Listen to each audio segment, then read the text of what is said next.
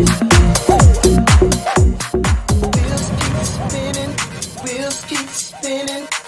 this is Babz Rawls-Ivy from New Haven, Connecticut, and you're listening to WNHHLP 103.5 FM, streaming live at newhavenindependence.org. Wheels keep spinning, wheels keep spinning to the morning light, wheels keep spinning. Woo! Good morning, beautiful people. Welcome to the second hour of LoveBabz, LoveTalk. I'm Babz Rawls-Ivy. I have the pleasure of talking to one of the most beautiful women on the planet. Hey, Miss Treneé. Thank you so much. Thank you it's so much. Nice to see you. I'm so excited to be here.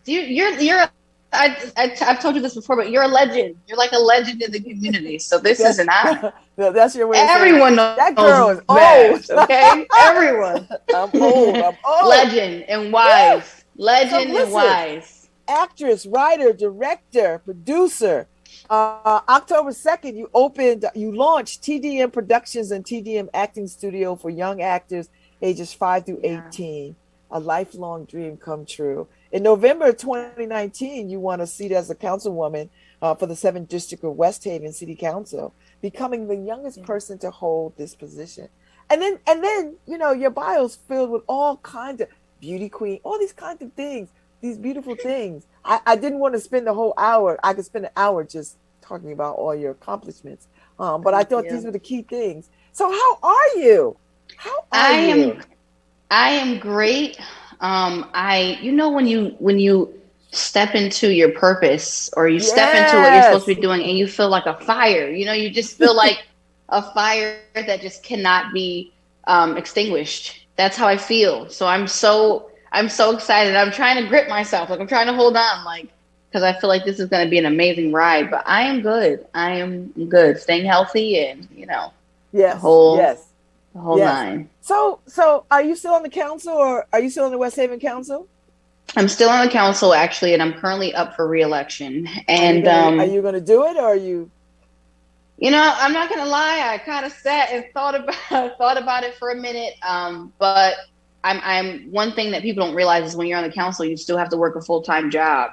Yes. And so now I just get to do what I love doing, and we'll see how this term goes. And then, after that, we'll kind of think about maybe transitioning on or whatever. But I have to say, last time I was elected, I said, I really want, and I hope that someone else who runs the next term is younger than me. And now we have a young woman who just won her primary on the council, and she just graduated college. So I have to shout that out because legacy is important and carrying on, passing on the torch is important. I want to see more young people in these seats. It's important. They once they get in and they get a flavor for how to do this work, more young people get involved and get inspired. Because us old dogs got to sit down. But you guys have the best advice, man.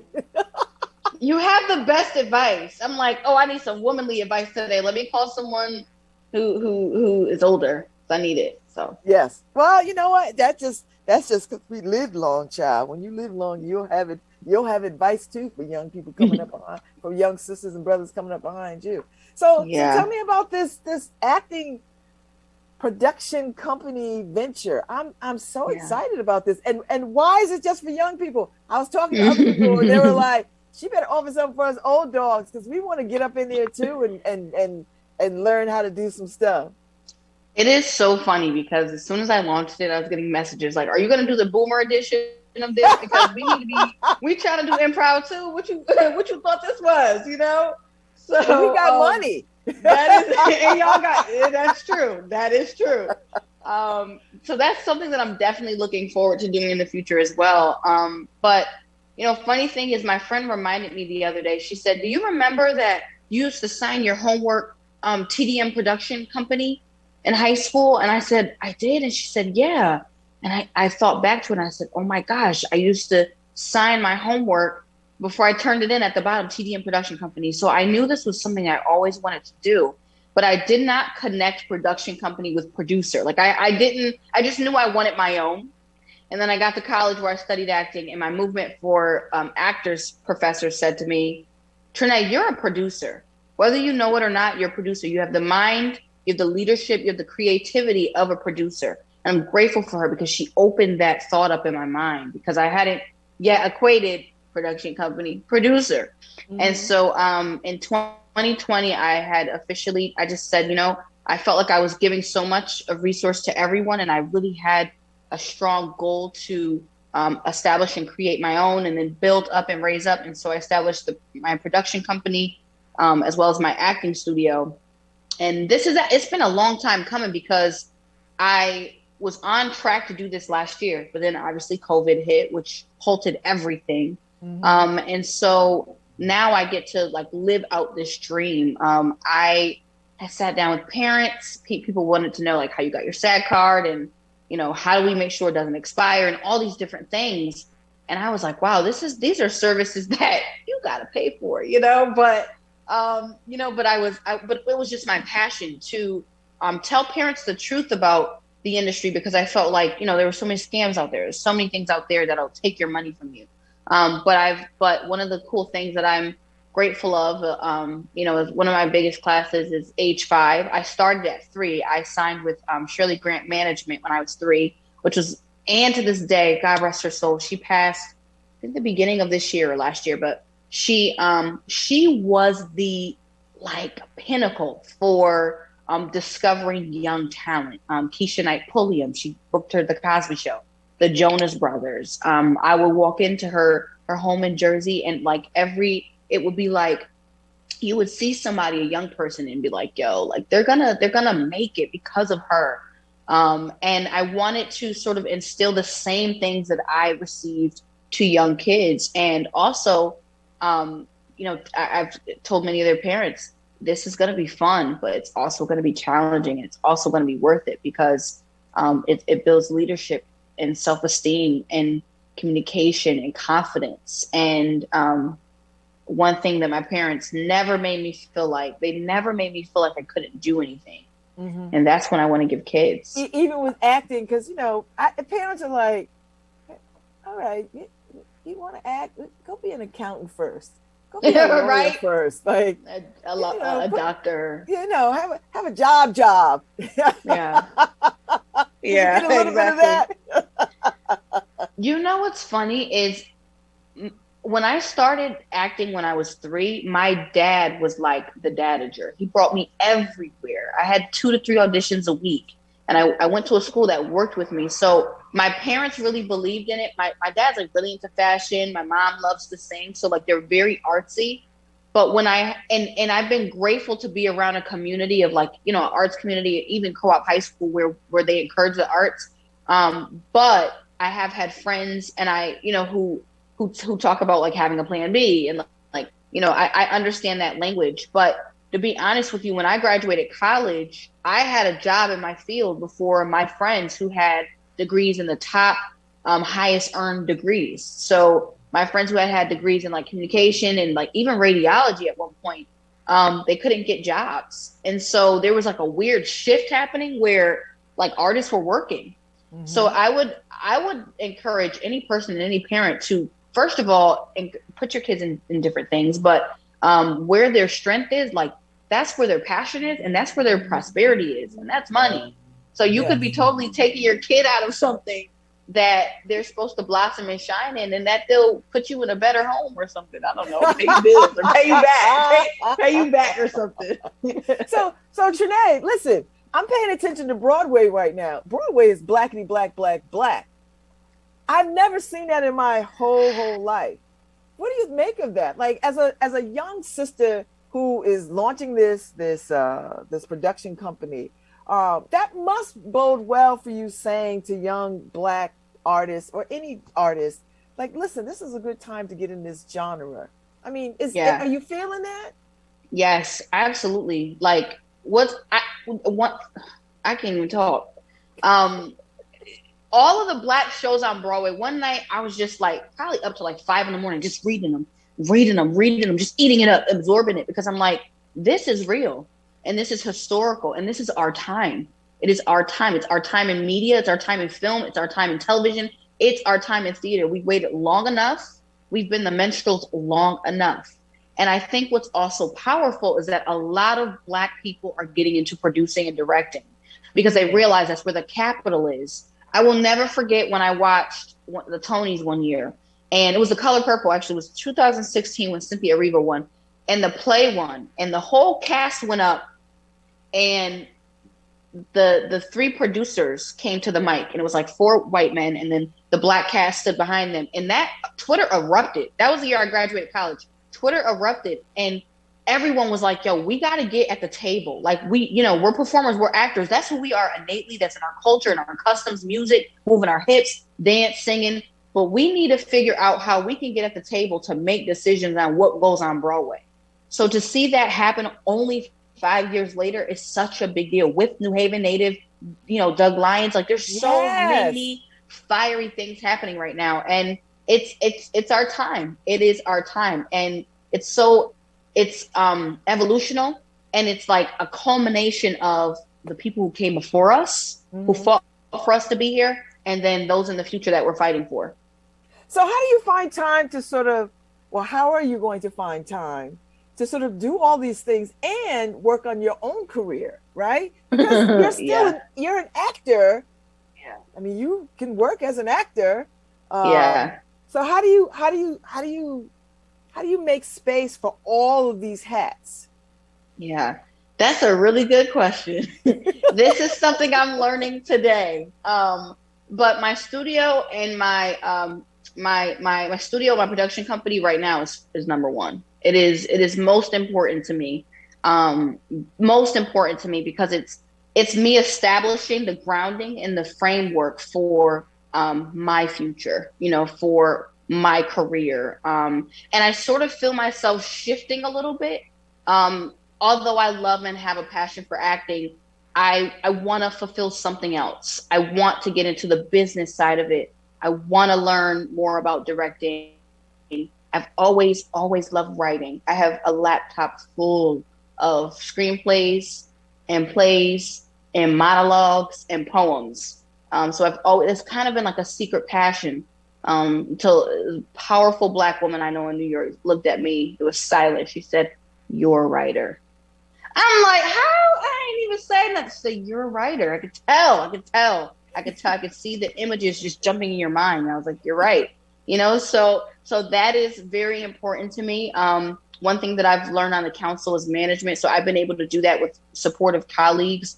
But I still occasionally get, like a call or this is what's happening in the acting world. Are you interested? So I still, get those sorts of things. But I really want to impart. I want to framework this, kind of like what Tyler Perry did. I want to do it a little different.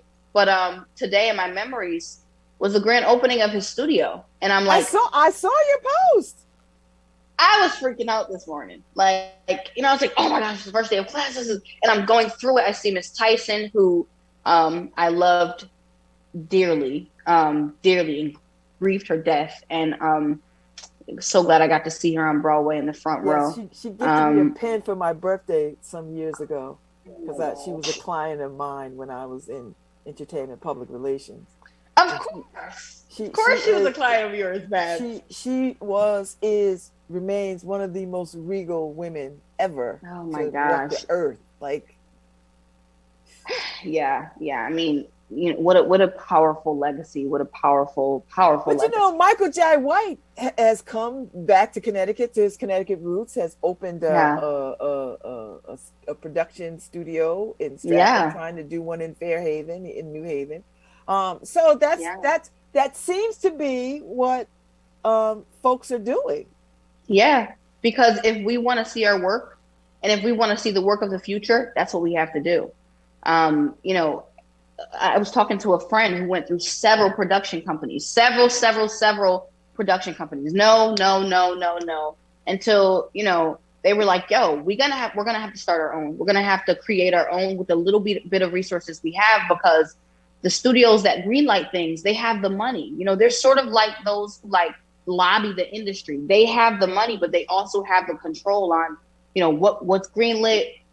How much actors get paid. Why is it that by season 5 and 6 for Black women of television shows, specifically sitcoms, that they have to go through extreme like levels of like advocating for themselves to be paid more contractually, like all these different things.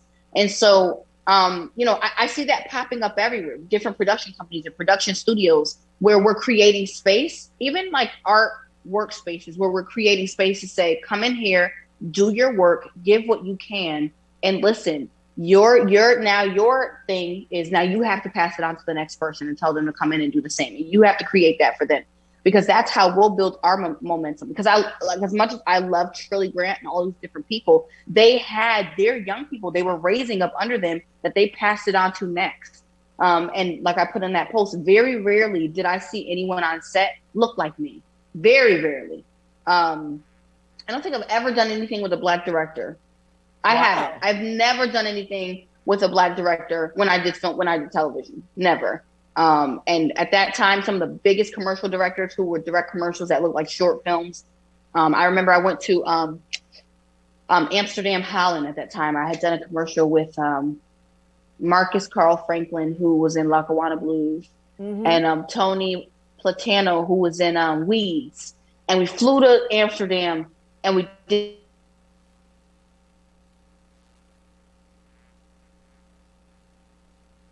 Uh-oh.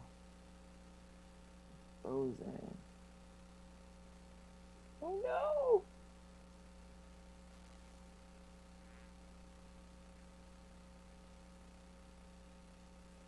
All right, so Treneé is frozen. So I don't know what to.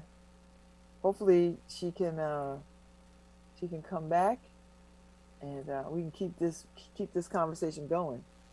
So she's a little. So Treneé, I don't know if you can hear me, but you're frozen on your screen. So you might want to log out and come back in. Okay, there you go. Harry, Treneé's gonna come back in. I think she's gonna come back in. I think she just was having, technical difficulties. That's what happens when you're out here on these internet streets. You are at the mercy of these services. You're at the mercy of these streams. So hopefully she can get back on, and we can continue our conversation, because I want to hear about this Amsterdam conversation. So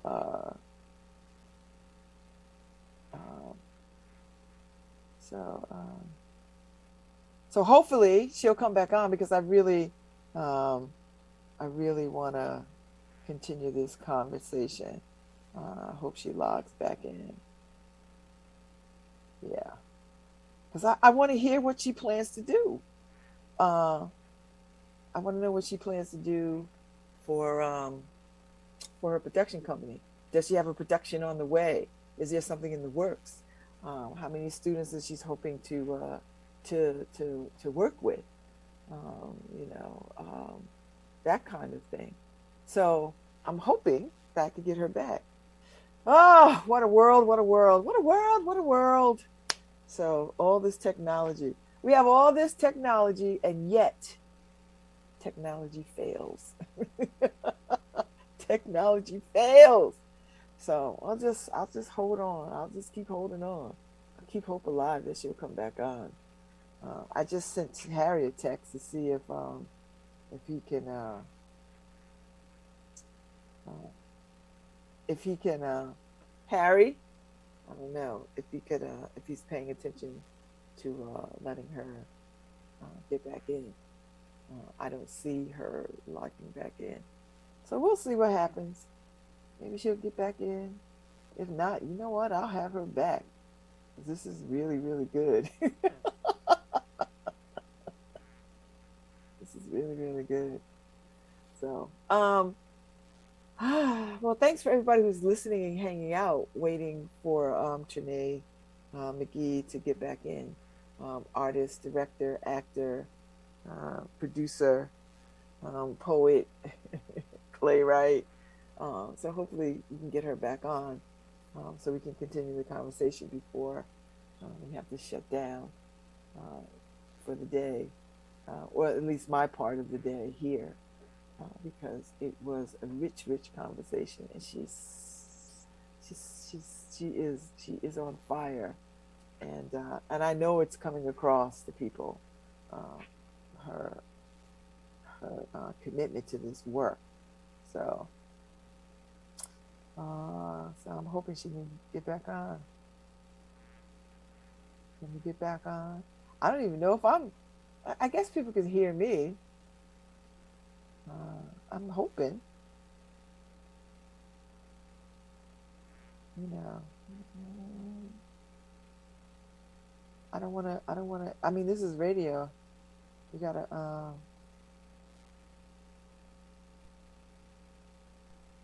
we gotta keep talking.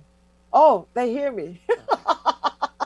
I never can tell when, you know, when technology fails. Thank you, Gary. I'm hoping that she can get back on, because I think she had probably had a weak connection that dropped her out. You know, because Wi-Fi can be challenging depending on where you are, and I mean, you know, we've seen this over and over and over again. I mean, especially here. I mean, you know, on Zoom, you can drop out if you're someplace where the Wi-Fi is not strong. So who among us has not had that issue? I was in a meeting a couple of weeks ago, a meeting that I really wanted to be at, because I was asked to speak about the Freed Women's Fund, and I really wanted to speak to this particular audience, and I logged in, and for some reason I couldn't fully log in, and I stayed in limbo for a day. Like, I couldn't log out of their system. I couldn't go further in their system. I tried turning my phone off or turning off my I mean, I did all the things. It took so long for it to shut down. It was just ridiculous. It took like a day for me to get logged fully out of their system. But anyway, they invited me back. So I think I'm going back sometime this week. So hopefully lightning doesn't strike twice. Hopefully I'll be able to talk to them and have conversation with them, and share about the Freed Women's Fund. But right now I'm just waiting for hopefully Treneé could get in. So I'm just waiting for Harry to sort of, I hope she can get in. I don't see her. So, but she just texted me saying she's in. So I don't see you. Okay, I don't see you. Oh, she's back on. Okay, so let's see. Are you in the waiting room? In the waiting room? Yes. Okay. Let me see if I can. Are you in the waiting room? Are you in the waiting room? Yes, I hope so. All right, so I just need Harry to oh, there she goes. Yay! Yay, she's back.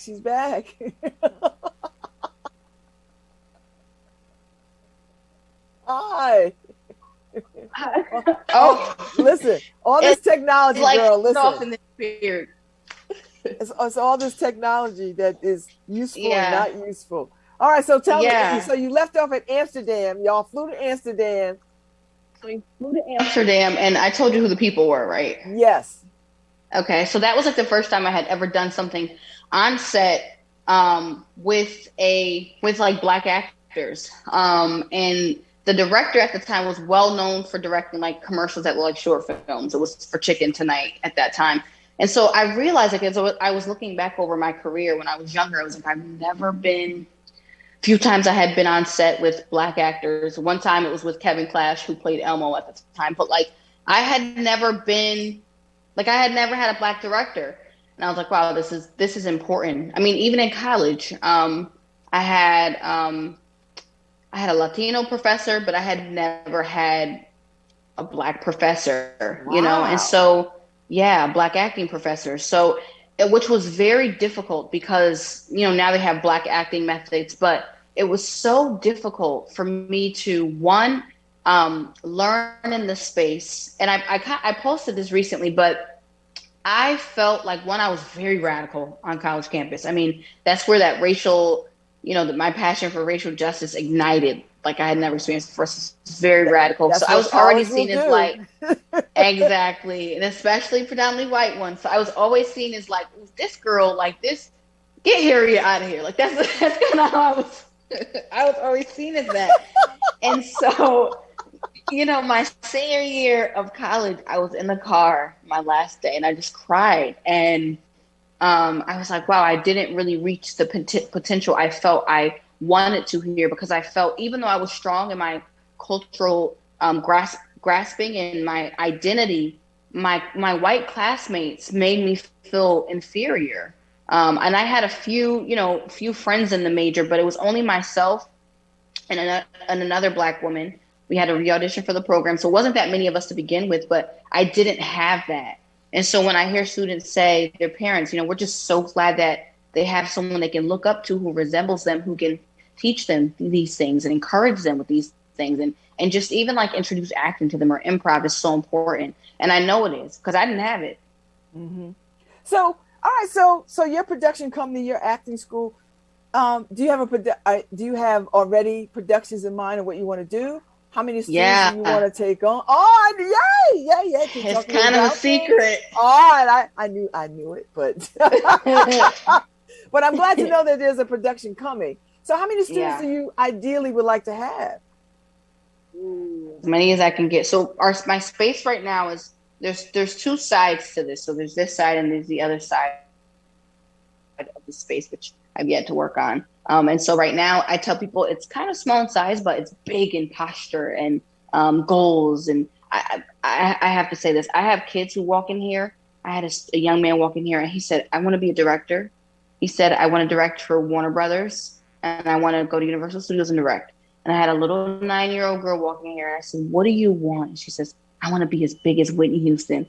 So the size of space, the size is pretty small, but it doesn't minimize our bigness. And so my goal one day is to get as many students as I can. I in my mind, like I want hundreds of students. I want a big school, like in my mind.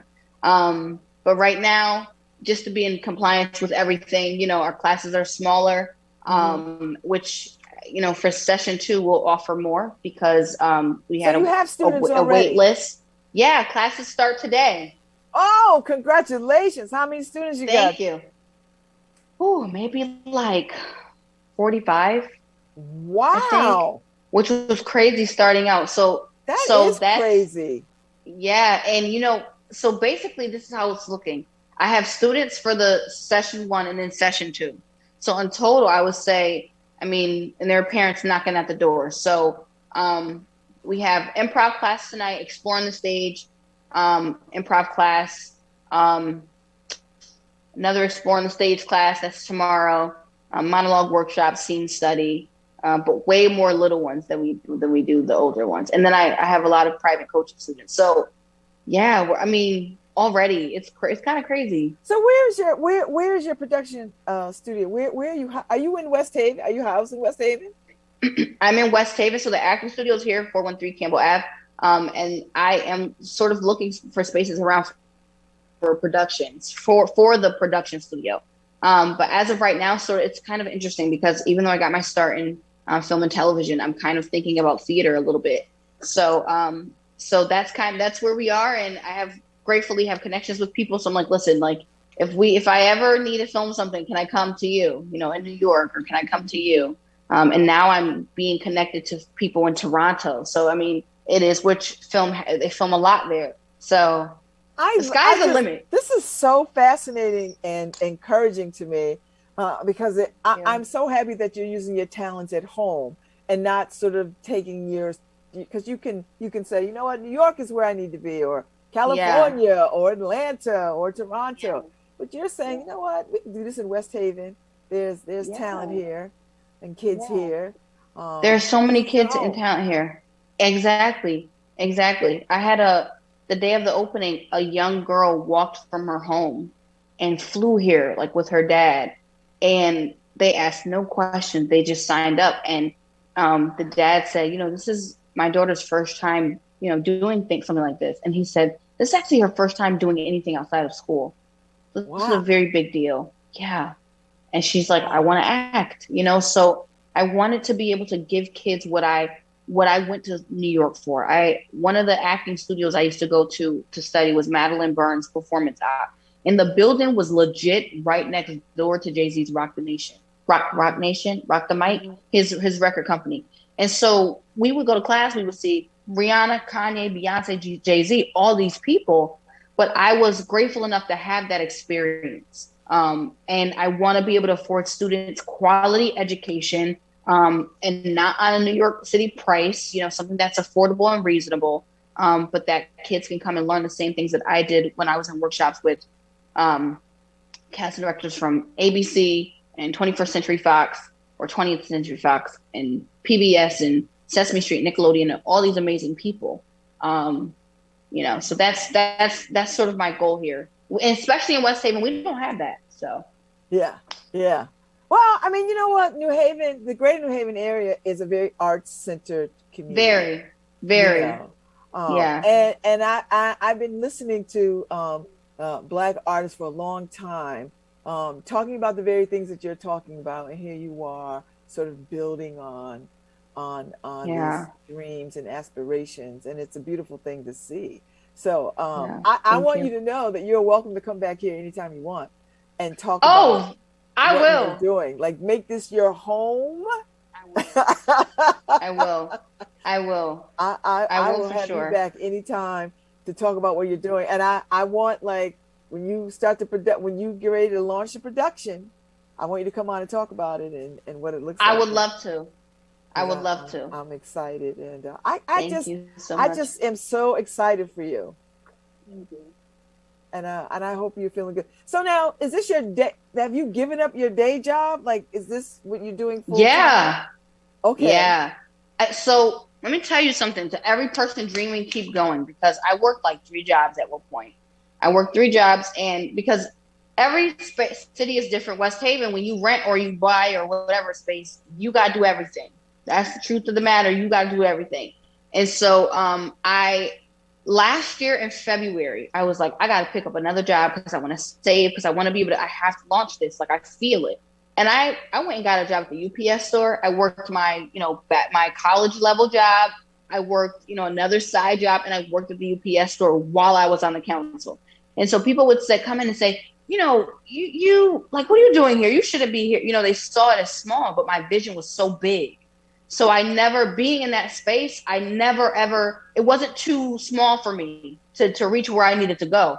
And I ended up learning so much from the man who owned that business, so much. He showed me how to open a business, close a business. I'm not even talking about the keys. I'm talking about with the money. Like, those are things that he taught me how to do, how to pay yourself, like just different things that were so important. So I needed to be there. And so even if, with us sometimes as actors or whatever, I remember Lupita saying, Yale School of Drama oftentimes prepares you for a long career of waitressing, but look at her. She ended up filming 12 Years a Slave before she even graduated, so there are so many different things, or got the job before she graduated.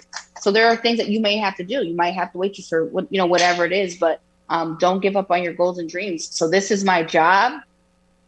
I've made obviously sacrifices to be here. I have a great relationship with my parents, so I still live at home because I'm like, I might not have, the reality is I might not have been able to do all of that. And, but it was Ava DuVernay That's right. And it was Ava DuVernay who, when she established her publication, her journalism company, she did the work for journalism work for Dreamgirls, Spy Kids, and all these different things. She was 27. And she took out a mortgage to finance her film. And look where she is today. Yeah. So every step of the way is worth it, and I'm very grateful. I'm so grateful and just humble, honest, sincerely, because and you're a woman of faith. Like, I watch your posts. I follow you. Yeah. Thank you. Your whole family is a very faith-driven family. And I know it has a lot to do with your steadfastness. So Before I Yes, let it you keeps me go, talk grounded. a little bit about what your faith is to you and how important it is. Yes. My faith keeps me grounded. My faith keeps me humble. My faith checks me at the door. My faith checks my attitude. My faith keeps me loving people because I always say, God, I want to do your work and I just want to love people. Like, I don't care where they're from, what they struggle with, what they deal with, whatever. I just want to love people. And you know, for me, it's one of those things where you know, I have a community of people who surrounds me. You know, there's scripture that says one can chase 1,000, two could put 10,000 to flight. You can't do stuff by yourself, you know. And so my faith community, my theater community, all of them sort of intersect, and they really helped me to be the woman that I am today. And you know, I have to share this story, but there's this woman who grew up in a church I used to go to when I was younger, and she came up to me and she said, you know, when you were 5 years old, you used to sing in the choir and you used to begin to weep, you used to cry. And she said, I tapped your grandparents and I said, she's crying for the souls of people. And so I've always had a tenderness for the souls of people. And so, yeah, I'm grateful. I am to be able to do what I'm doing and, you know, strong in my identity and knowing that like, this is what keeps me. So, yeah. Well, thank you so much for popping by. You're this welcome. Morning.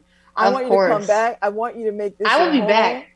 I want you to, whenever you have something you want to talk about, a launch, I want you to come here, call me. You are on. Yeah. It becomes yours because I just value what you do. And if there's anything that I can do to be a part of it, if you need some help, I don't know what I can do. Need somebody to come sweep something.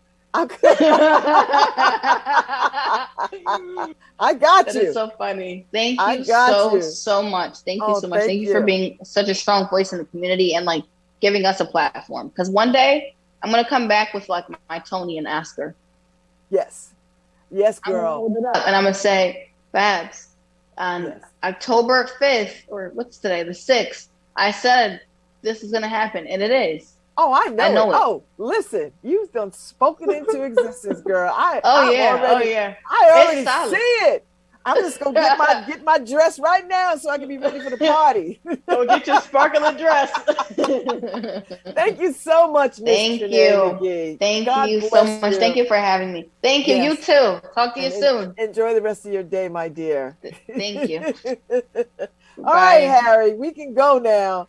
I've got my fill. She did an amazing. I just enjoyed this. Enjoy her so much. So, yes. All right, Harry, play us out. I know there's some PSA that's got to play. The wheels keep on turning, people. I'll see y'all tomorrow. Oh, no, not tomorrow. We're not back tomorrow. Happy anniversary, Harry.